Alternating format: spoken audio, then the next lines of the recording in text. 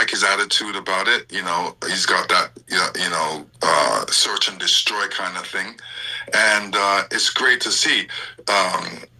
Technically, obviously he's growing technically as the fights go on, and I'm looking forward to seeing more. And there is Lennox Lewis giving Moses Itauma the praise. Big up England, big up, and state that he has the search and destroy type style, and he's learning fight by fight, and he would like to see more. And let me counterpunch. I 100% agree with the Lion, Lennox Lewis.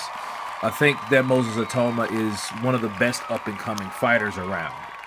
I do feel they're trying to push him a bit much. I've always thought that. I've thought that they're trying to keep him with the record-breaking Mike Tyson, where Mike Tyson will always be an anomaly.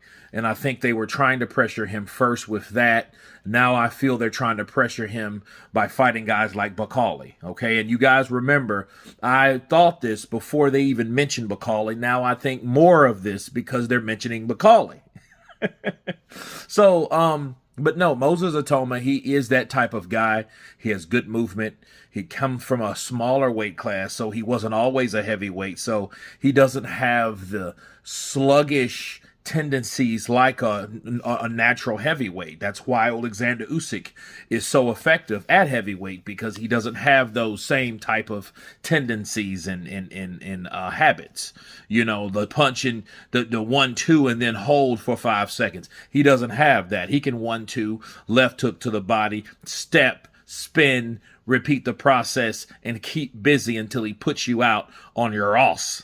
So he is dynamic to see, and I think with Lennox Lewis, Lennox Lewis has an eye for these type of things, just like he saw Anthony Joshua, and he saw the potential in him as well. And I think it's no different with Moses Itauma, except the history between him and Anthony Joshua, because, AJ was, I believe, in Lennox's mind, a little bit too successful. You know what I mean? Whereas Moses, even though he's being pushed by an ambitious promoter, which is Frank Warren, I don't think he will ever have the same kind of ridicule from Lennox Lewis, because Lennox Lewis doesn't have that type of history with him. You know what I'm saying? Because, I think, several things happened between him and AJ.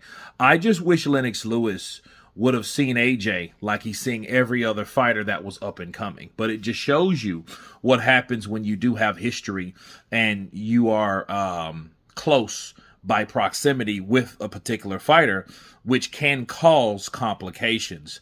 But it does show you the difference between how Lennox Lewis normally treats someone, British, similarities, good, talented, and how he treats them versus someone like AJ and how he treated AJ when AJ was on his way to the top. In fact, at the top. But you guys tell me what you think of Lennox Lewis and his thoughts on Moses Itauma. Of course, please subscribe. And you guys been Counterpunched. Peace!